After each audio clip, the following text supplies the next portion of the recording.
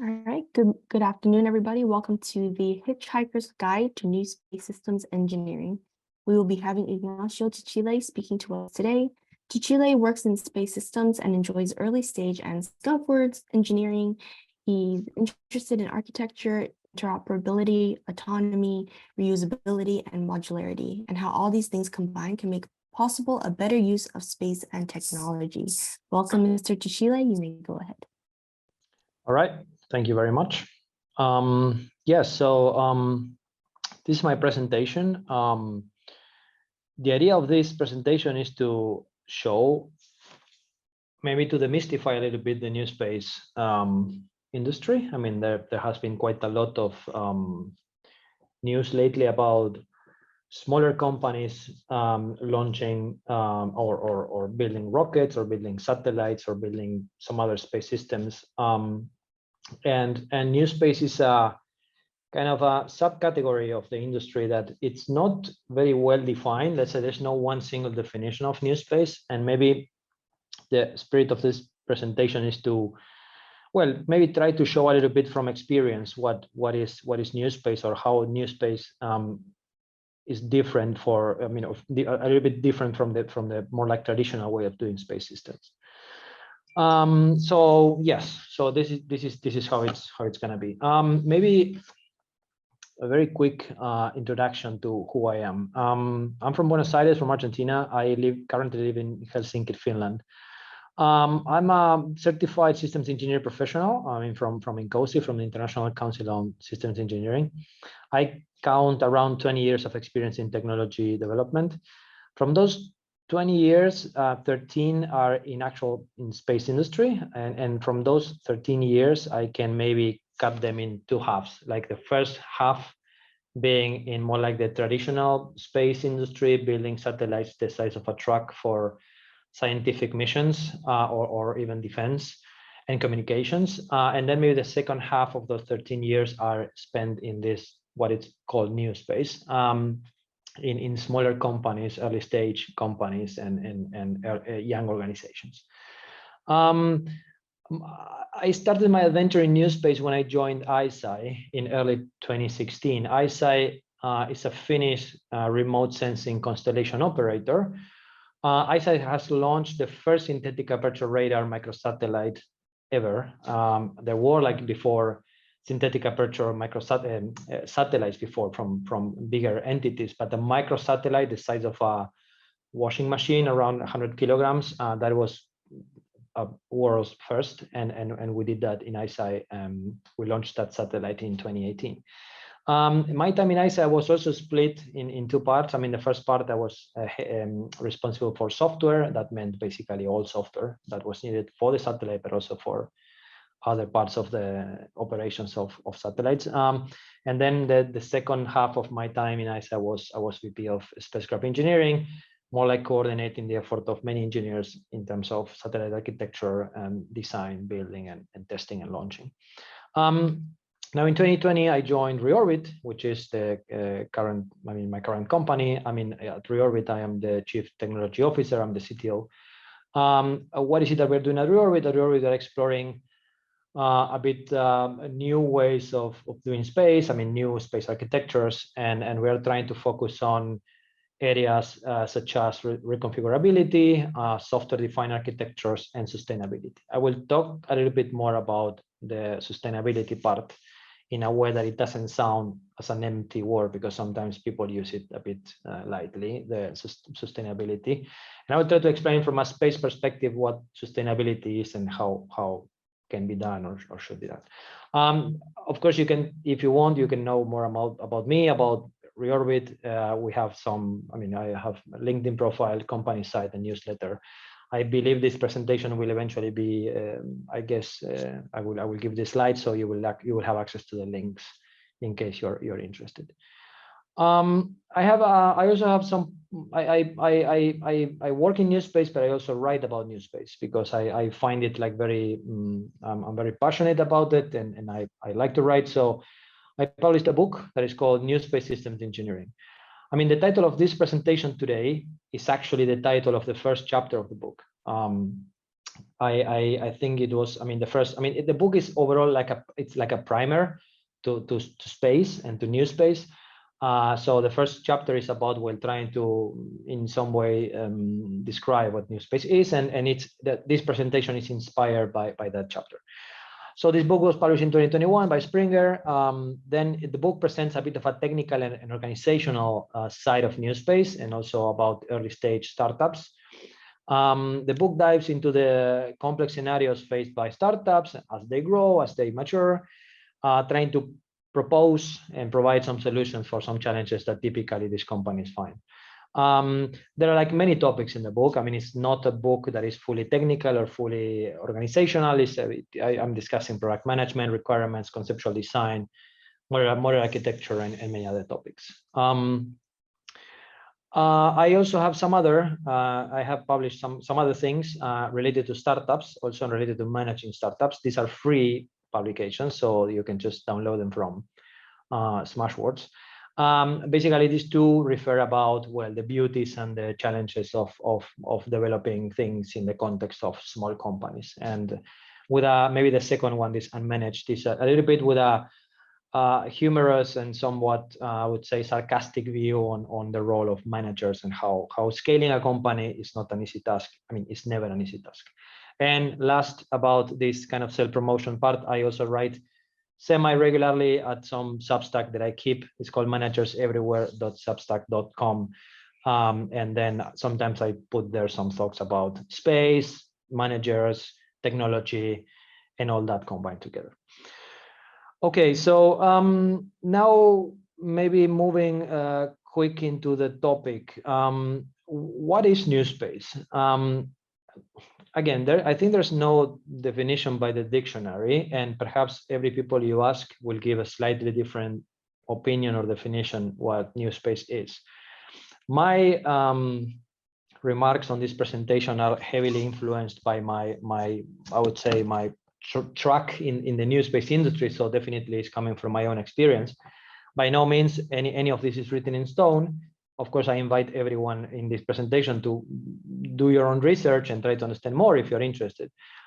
This is in some way, I mean, it cannot avoid being somewhat opinionated because it comes from my own experience. But anyway, I will try to explain what NewSpace is. So NewSpace is about going to space with little money and in a shorter time, at least compare to the budgets and the times and schedules that you usually find in the more like traditional space. But it's just not that. I mean, NewSpace is also about developing things when you have no customers. I mean, at least in the beginning, when most of the NewSpace projects begin, there are no tangible customers, and you need to find those somehow. But you still need to develop the technology, although you have no customer waiting for it. So this is one of the first mental adjustments to do when you go to that industry, because when you come from traditional space, there is always someone waiting for the product you are developing. In NewSpace, that changes a little bit. You might be developing something without anyone waiting for it. So in that is a challenge by itself.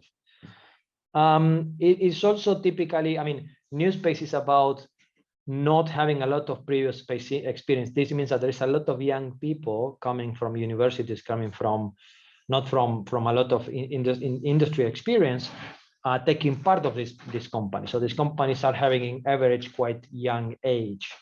That is also part of the potion, because you need to, I mean, if you are coming from university and you end up having to develop a complex system, well, that requires a lot of mental adjustments as well.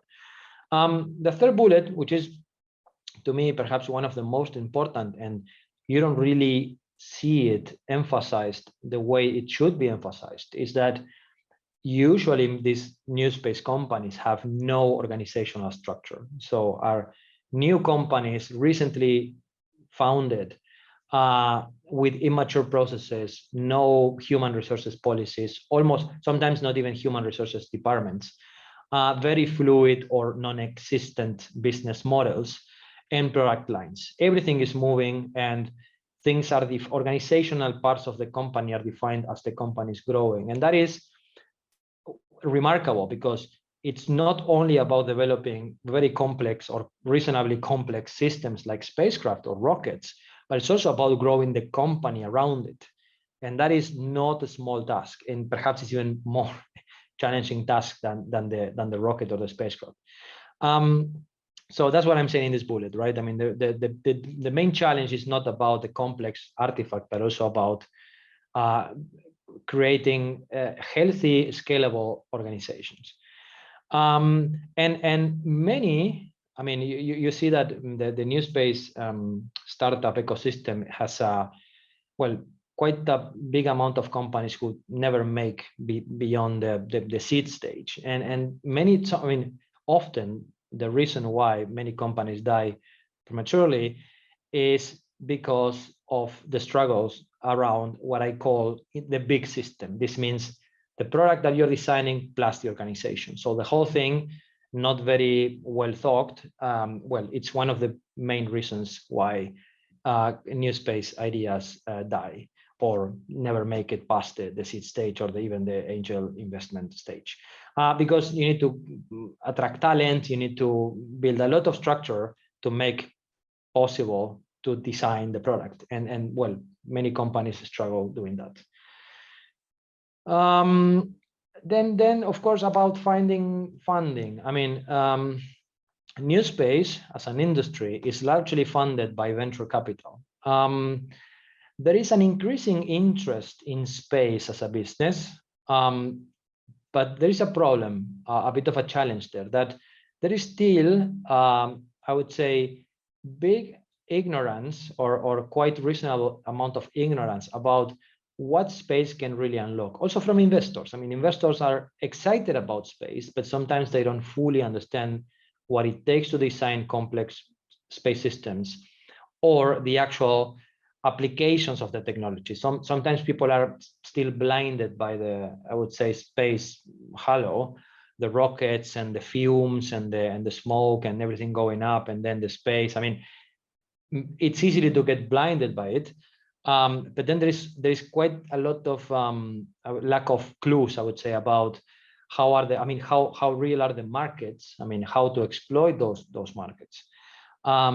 Another problem that the industry has is that defense and intelligence, I mean, this is not a problem, but a characteristic is that defense and intelligence are still the biggest customer by far, which is in some way forcing small companies to burn resources to try to attract those big customers, those big guys. I mean, the defense and intelligence, and it makes sense because it's big money, but at the same time, it's tricky to engage with these kind of customers, and many companies, well, they really burn a lot of useful resources trying to attract them, to attract the DoD and other entities around the world, circling around defense, and that is an issue that this company has seen for quite a long time.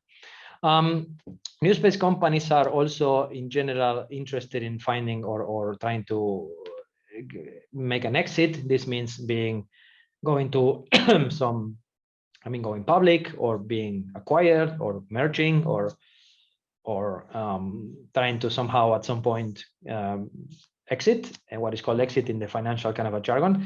And all in all, this all leads to a current established funding model, which is in a way short-termist by design. I mean, usually the sequence goes like this. I mean, you break the ice with your idea, if you are lucky enough.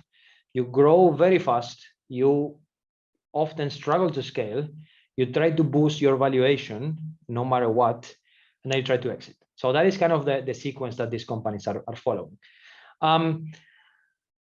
The problem appears, or the conflict appears, where companies grow faster than what that their technology can mature. Let's say they grow in headcount and in size and in presence around the world even faster than the maturity of the technology that they are developing can keep.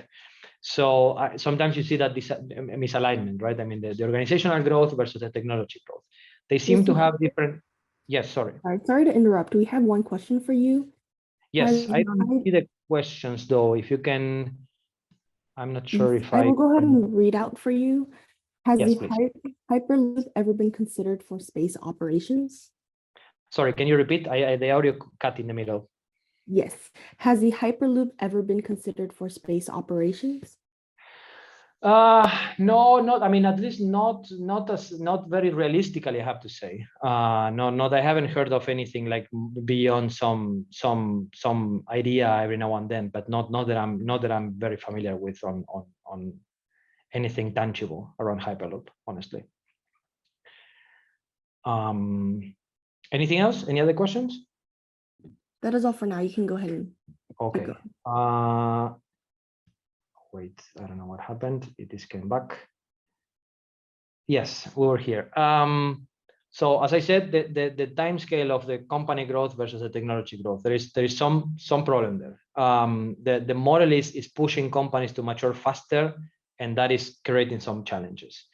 The last bullet is, to me, still amazing. I mean, that sometimes companies are already public, I mean, kind of publicly traded, where they are still developing their prototypes. And this means that inevitably their engineers are designing with an eye on the share price, which is a tricky game, because when you are still in the early stages of your design and then you need to focus on some particular very complex challenge, then, well, something you don't really need on top of the pressure of designing something complex is to see the share price of your company just decreasing and decreasing, right? So there is definitely a tricky. It's an interesting industry because sometimes companies start to be traded before they reach a tangible maturity level. So what is the NewSpace way of doing space? Because I've been talking about the funding, I've been talking about these other things, but what does it mean to do things the NewSpace way? Well, it really means about taking higher risks. I mean, higher compared to traditional space. And where are those risks coming from? They come from like reducing cost. This means going for single string architectures. It comes from selecting commercial grade or commercial off the shelf components and parts.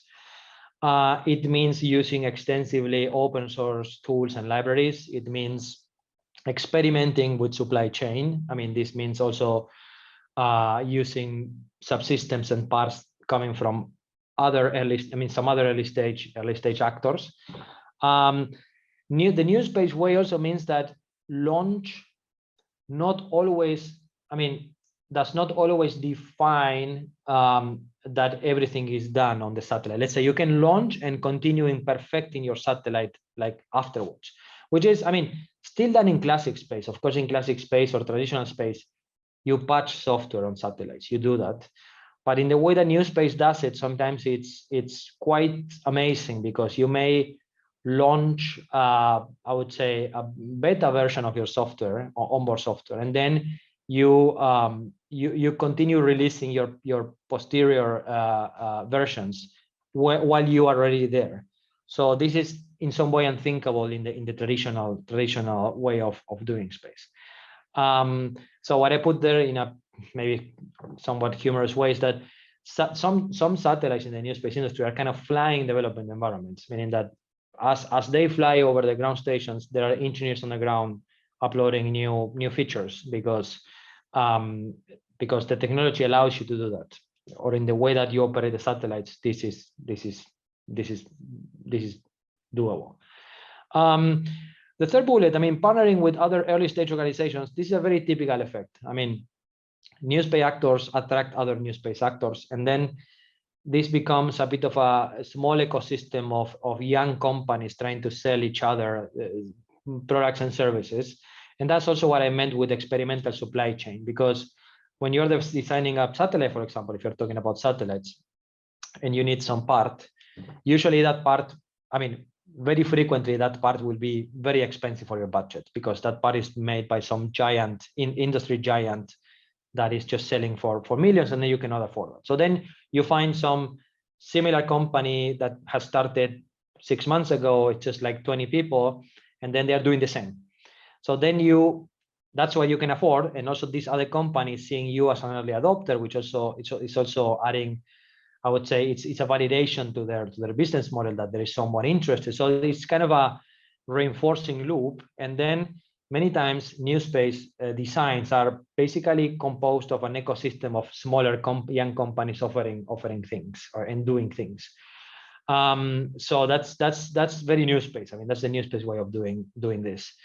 Then fast iteration. So this is a must. I mean, iterating fast, failing, learning, and repeating. Well, that's a must. I mean, the NewSpace is very much like adopting this approach. I mean, it has to be said. I mean, NewSpace can have high workloads. I mean, definitely can happen. Burnouts are basically, they happen in every industry of every kind, so that's not exclusive. But because of the schedules and because of the stress about the runway, the funding, and all that, there is, the right conditions for burnout are sometimes gathered, and it's an industry that can suffer from this, and also high turnover, because people working in NewSpace are also always, they tend to be people wanting to innovate and work on innovative projects. And then as companies grow and become more corporate, people might want to search for, well, again, repeating the cycle of going somewhere early and innovative. So it can happen that these companies are in some way showing quite high turnover. But although I've been saying a few things that are kind of, characteristics of NewSpace that can sound as disadvantages, like, I don't know, workload, burnouts, and high turnover, NewSpace is an amazing way of doing space, because the pace that technology goes and the impact on those working on it, it's unparalleled. So when you work in NewSpace as an engineer, you see your impact like almost directly on the system, because it's very much, you are very much like close to it, as opposed to maybe bigger companies when, well, coordination and the hierarchical layers are a little bit more complex. But also, this is not only about engineers. I mean, when you're working on a NewSpace project, an idea, and you're working on some other department that is not exactly technical, again, even if, I don't know, legal department or accounting, your impact is just direct because the company is small, is simple, like not so many layers, quite flat. So you see your impact like very vividly. And that's why some people find it so attractive to join this kind of organizations. Now, definitely there is in the last 10 years, I would say an amazing amount of companies has appeared proposing different products and systems for space. And with more and more actors coming to the game and devising low-cost space systems, there is an increasingly concerning problem of the space debris. And this is a classic. Everyone speaks about or talks about space debris, and we are all concerned about the Kessler syndrome, where eventually the orbits could just become unusable because of a cascade effect. This is a problem, and NewSpace, in some way, and sustainability are, they must become almost a single word. Let's say NewSpace, looking forward, it has to embrace sustainable approaches and sustainable ways of doing space. Otherwise, this could lead to some concerning situations. And I want to bring the concept of sustainability a little bit beyond the buzzword, because if you ask any company, they will say they are sustainable. But sustainable here, I'm trying to use here a very clear definition that long-term sustainability of space activities is the ability to maintain the conduct of space activities indefinitely, if possible, like forever if we can, into the future, in a way that realizes the objectives of access to the benefits of the exploration and use of outer space for peaceful purposes in order to meet the needs of the present generations while preserving the outer space environment for future generations. This means you have to do things properly now to ensure that future generations will continue enjoying the benefits of using space. In some way, the current way of doing space is not exactly showing that, I would say, long-term vision. Because space suffers of what is called as the tragedy of the commons. This means actions of individual users motivated by short-term gains go against the common long-term interest of all the users. This means that many companies are today taking some or doing space in some way that will affect, well, all of us in the future, and all our I would say children in the future and grandchildren in the future. So this graph that is on the right, it's kind of showing that the payload launch traffic in some orbital range from, I think, 200 kilometers to almost 2000. And you can see from the 60s all the way to the 70s, 80s, 90s, most likely like Cold War. As you can see, the defense sector kind of grew during the 80s, maybe at the peak of the Cold War, then decreasing after the end of the Cold War. Then you can start to see a concerning, almost, I would say, exponential trend. Also on the commercial side, you can see how the commercial from the late 90s, the commercial side of the traffic starts to peak, right, and to rise quite steeply. And this is what I'm trying to say here, is that the new space industry is also coming with this side effect. I mean, there's an increasing, there are like increasingly crowded orbits, and some orbits in particular because of their use for remote sensing and Earth observation. And the new space industry, we as engineers and designers, and also founders and managers of the companies, we must take this into account when we design the products that we end up launching into space. But the problem is that sustainable space, or a more sustainable space, also comes with costs. I mean, it's very hard to find figures that can really depict how much does it cost to design a more sustainable satellite compared to a not so sustainable satellite or space system. There are some numbers coming from some not so, I would say, up-to-date bibliography about something around 5 to 10% of total mission cost to increase, or at least to add protective measures for debris mitigation, but not so much about LEO orbits. And one of the main problems of the space debris problem at the moment is mostly about LEO orbits. So there's no clear understanding what are the cost implications of protective measures for debris.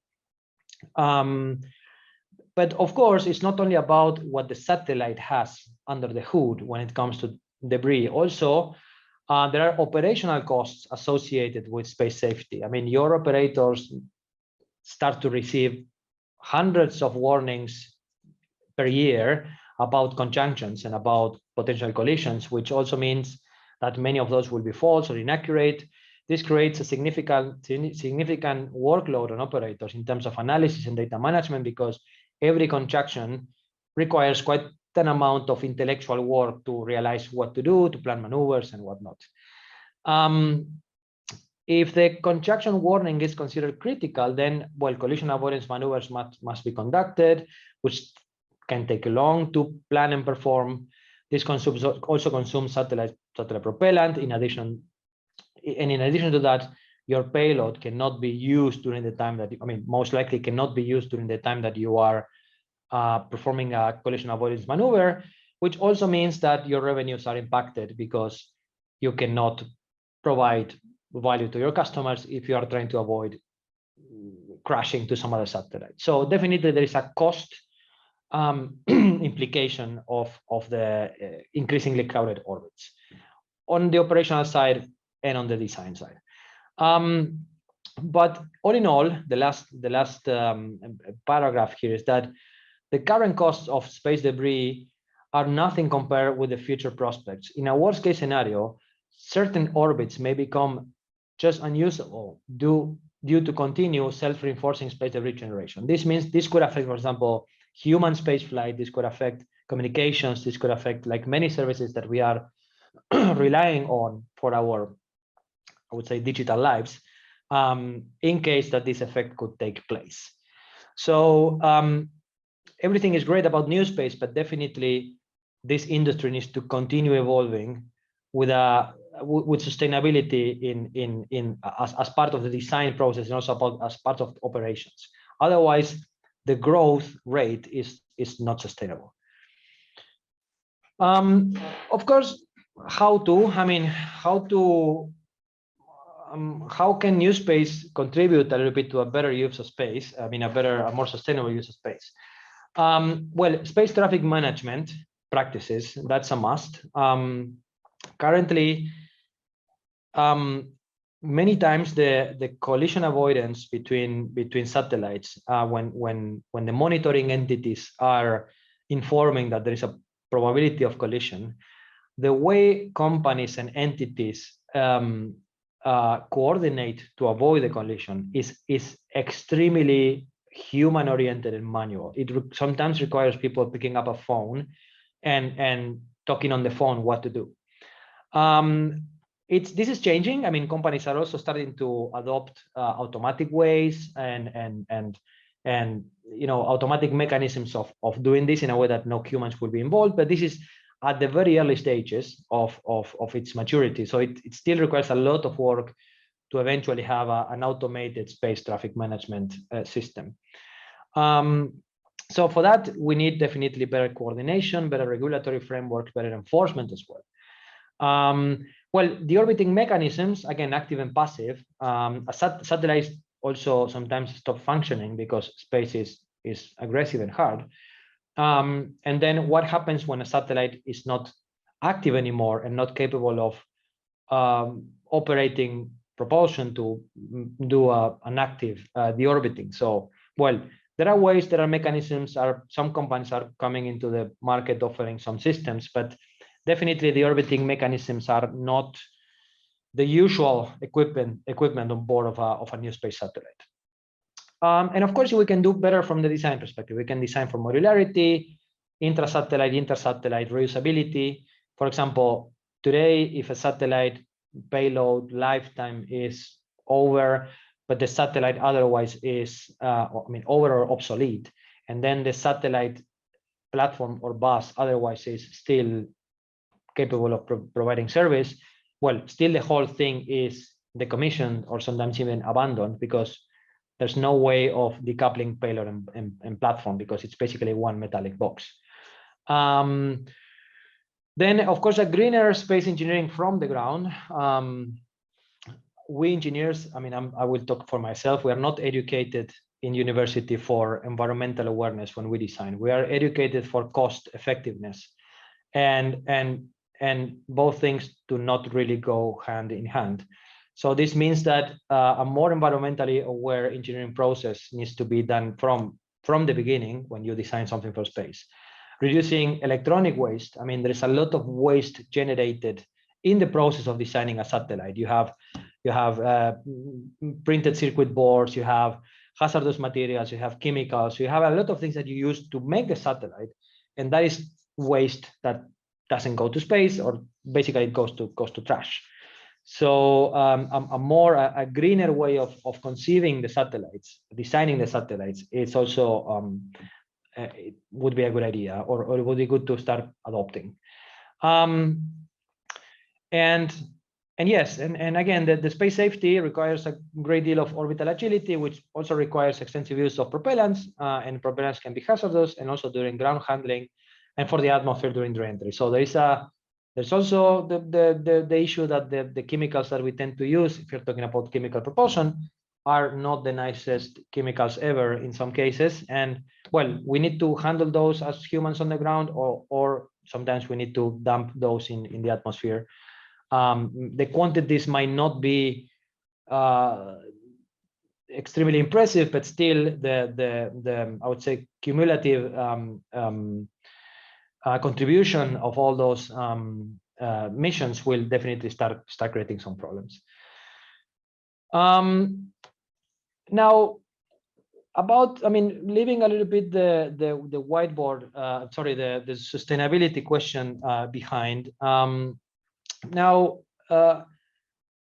the path from whiteboard to space. Part of this many of these new space actors are starting from just a block diagram in a whiteboard, and then that quickly becomes something physical that the companies end up launching into space. So that's what I call from whiteboard to space. And I have had the I would say pleasure and in a way the luck to be part of the privilege to be part of one of those, like from whiteboard to space. I mean, to see something starting as a scribble on a whiteboard and then just becoming a real thing and being launched and operated.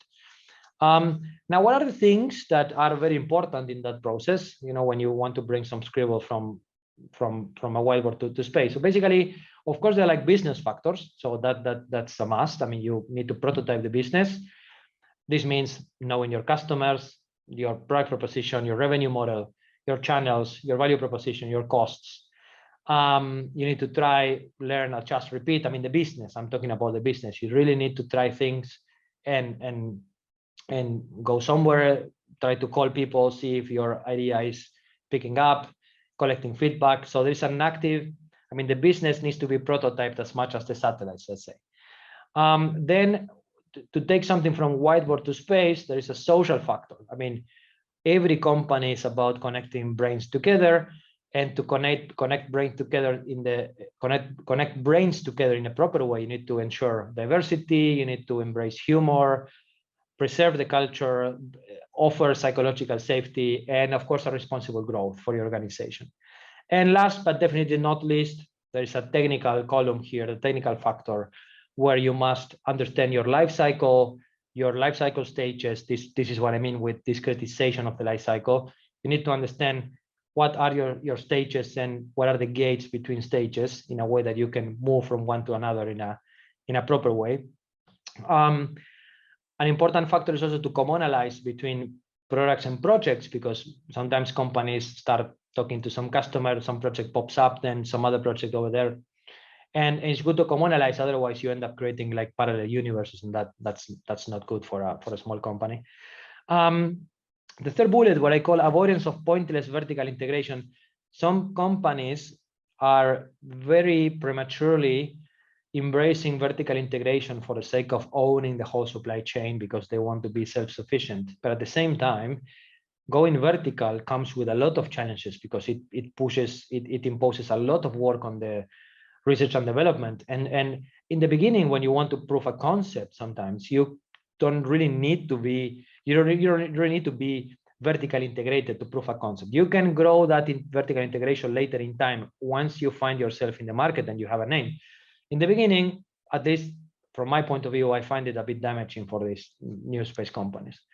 Of course, a thorough conceptual design, you really need to understand what you're trying to do. You really need to understand what you're not trying to do and remove noise. You need to, breakdowns. Breakdowns is something that we sometimes capture as a bit boring or annoying or coming from traditional space, but being able to break the work down or break the product down in manageable pieces is fundamental. And somehow understanding the relationship between those children elements is essential.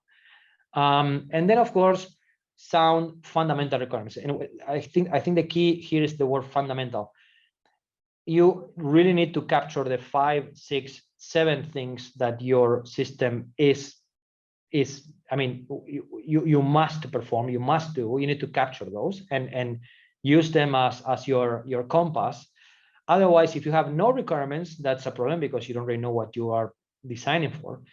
On the other side on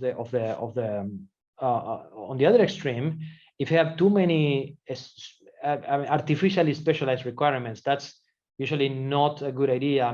For an early stage company, you can, having thousands of requirements or even hundreds of requirements for a startup is not so usual, because that is also perhaps seen on bigger entities. But for a startup, maybe having your basic requirements is good enough and gets you going, and at least serves as a direction in terms of the effort. And well, everything is great, and you may, if you follow, this is not a recipe, but if you pay attention to these things, chances are that, well, you may prove your concept and you may get more funding, and then you may get more runway and then more life as a company. And that means that you need to scale. and I spoke about responsible growth here, and growth, I mean, growing and scaling are definitely not the same, and we probably are all aware of the difference. But the hard part is scaling. Scaling means that you are also becoming smarter as an organization as you go. And although you might bring new people and you are growing also on the headcount perspective, but you also need to understand how to work better and smarter. And that is what scaling is about. And organizations are not machines, right? I mean, we engineers are great at pretending that we can control a company like we control a satellite, but we're talking about different things, right? And NewSpace founders, the companies that you see that are succeeding and somehow succeeding in a sustainable way, well, they tend to share that the founders are having a very good sense of the big picture, a systemic mindset, a less is more approach. This means like not having unnecessary complexity, what is called, well, complexity creep at the end, that you let complexity grow. Because when you're growing the company in terms of headcount, I mean, inevitably new people to the company will come and try to do things their own way, and then things can easily get out of hand. And founders, with this in mind of less is more, well, they try to keep the whole thing under some control, and that really helps on the scaling part. And then another factor, the third bullet here, is that it's important for companies to understand, NewSpace companies, that prototypes are not final products. I mean, there is a tendency of dressing up a prototype as a final product, and there's nothing wrong with a prototype being a prototype, and no one should try to say that a prototype is a product, because there's a distance between a prototype and a product, and I think NewSpace sometimes falls in that trap, that they talk about products too soon, whereas in reality they are just talking about prototypes. And imitation is definitely a factor that is playing a part and damaging for scaling. I mean, imitating other companies that sometimes you admire, or sometimes people are talking about or making headlines. There might be methodologies, there might be some practices that these companies adopt. It's very typical that sometimes smaller companies are imitating those. And well, imitating practices coming from other contexts is a very, I would say, damaging practice, and NewSpace is sometimes fond of doing that. And a problem that is also quite present in NewSpace is that founders, the way of leading people from founders does not necessarily scale proportionally with headcount. Sometimes people are great at leading like 20, 30 people, but not so great at leading, like 300. And of course, with more people in between and the more hierarchy, everything gets a little bit more blurry.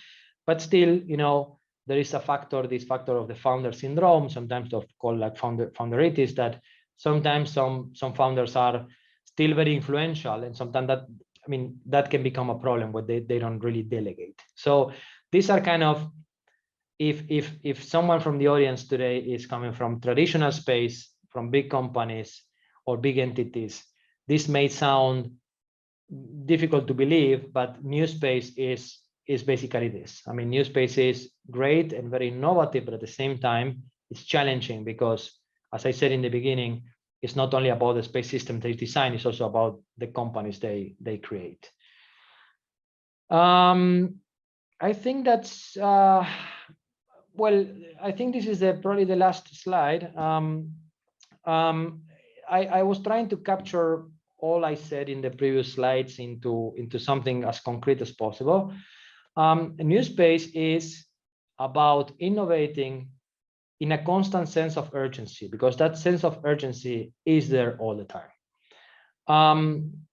In NewSpace companies, money is never granted. I mean, it's always running out, and it's kind of leaking and dripping by the minute. And funding is never assured. You may have closed your funding round now and you're like super happy, but then your runway is already having a number. You already know that with that money you are surviving for the next, let's say, 24 months if you're lucky.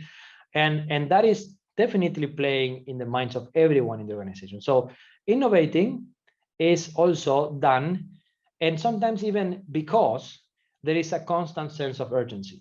There's always a kind of a guillotine hanging, and that definitely impacts the thinking process of those involved in the companies. Fred Brooks he wrote a book a long time ago called The Mythical Man Month. Basically, this book is about projects being delayed and taking longer, and also how you make it worse by bringing more people to the project, right? So that's what Fred Brooks is famous for. But also Fred Brooks in that book lives like many other great phrases and concepts, and he says that at some point he writes that how does a project get to be a year late, and it's one day at a time. I would even take it like even further than Fred Brooks. I would say like 1 second at a time, 1 minute at a time. Projects get delayed in small amounts, and in NewSpace environments, well, that's also, I mean, that's something you cannot afford. I would just plug my laptop.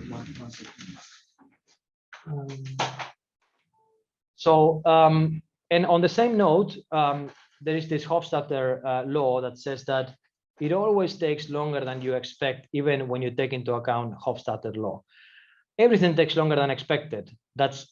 It happens to all of us, regardless of our occupations and industries. But in the NewSpace environment, where your clock is always ticking and your runway is evaporating by the minute, well, you need to take this into account, because every minute you lose is a minute less in your runway.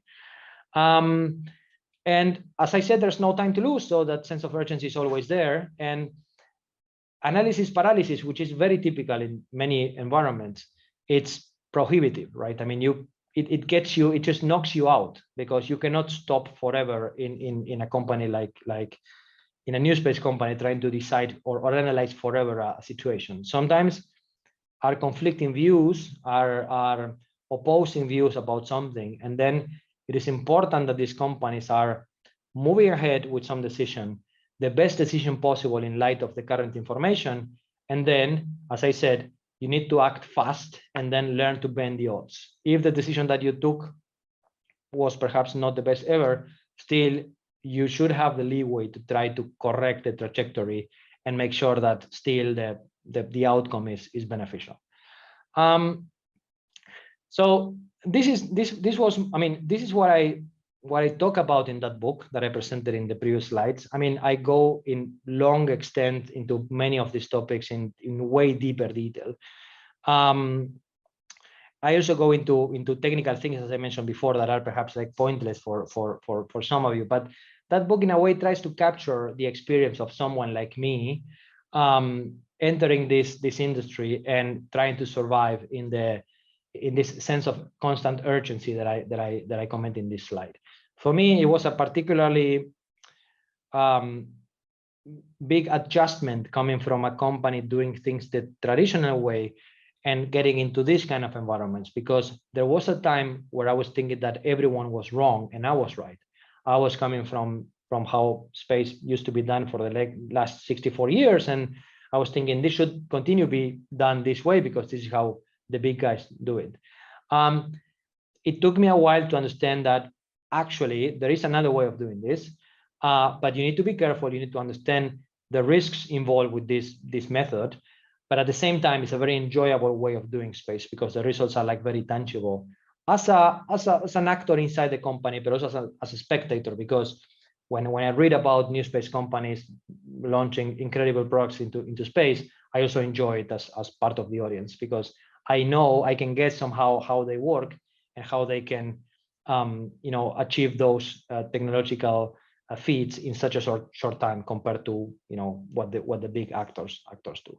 I think, honestly, I don't believe in extremes. I also don't believe in dichotomies where you talk about traditional space and you talk about new space, and there is a wide gap in between, and you have those two sides of the coin like absolutely separated. I think that both can take from each other, and somehow the best of space industry lies somewhere in the combination of both. I mean, what space industry has in some way taught us in the last 64 years since Sputnik and Explorer 1 is that, well, space is it's a thorough process. I mean, doing space requires a lot of care, a lot of knowledge about the space environment, about the electronics we make, about the devices we make.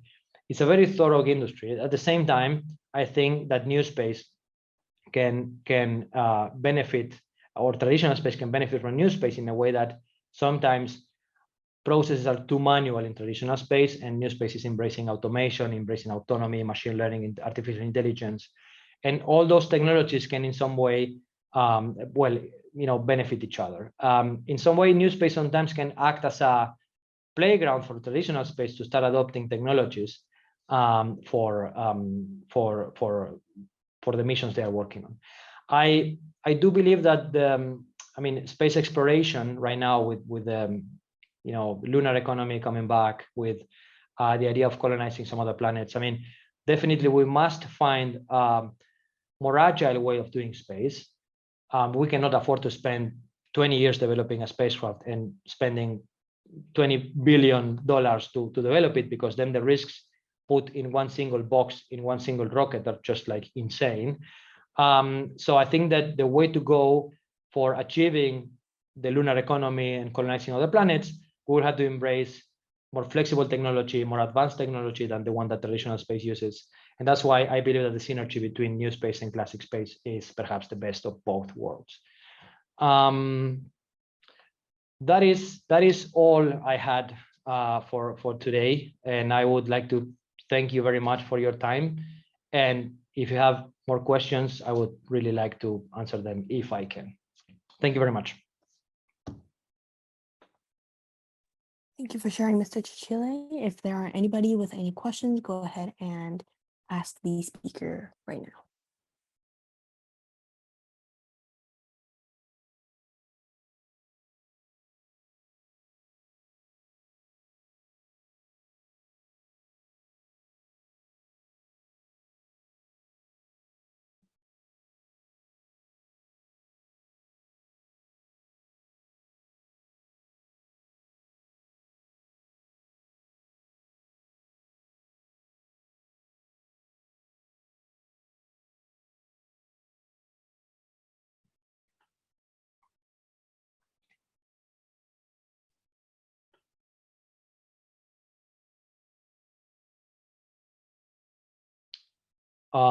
Can I answer that question? There's a question about how can governments assist the development of new space startups. I can try to quickly answer it.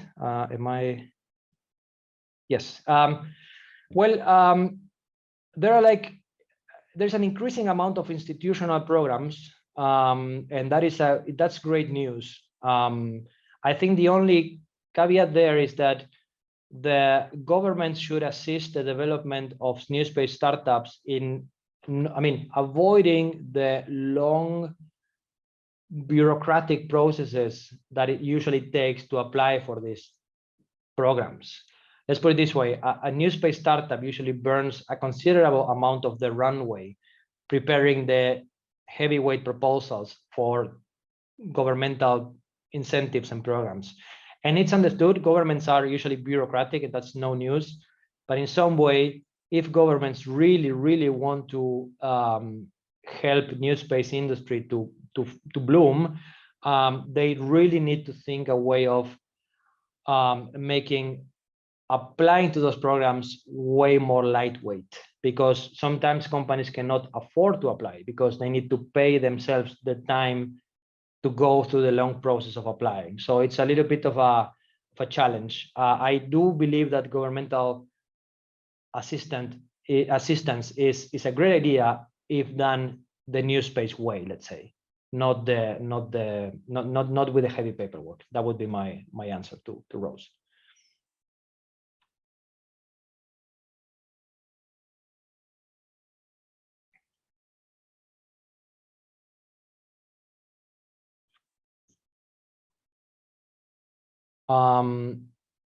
Yeah, I mean, incubators and accelerators are great, and they tend to be useful. But at the same time, if a startup is taking part of an accelerator, it's not building a product in a way that sometimes the resources are very much like taken by incubators and accelerators. And again, the outcome can be still beneficial, but it needs to be done with care in a way that the startup does not stop building because of the incubator and accelerator. But definitely there are like good programs, and also startups need to really select good programs, and not every accelerator program is good for every startup. And sometimes in the desperation of finding money, companies apply to the wrong accelerators. So it's good to have a cold head when it comes to selecting what type of incubator accelerator you will apply as a founder.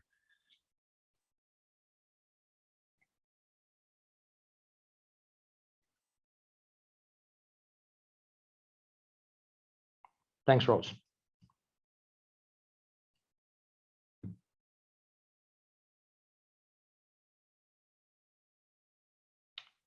Okay, if no more questions, thank you very much, and have a good day, evening, to all of you, and thanks for inviting me. Thank you so much for speaking. Have a great rest of your day. Yes, thank you very much. Bye. Bye-bye.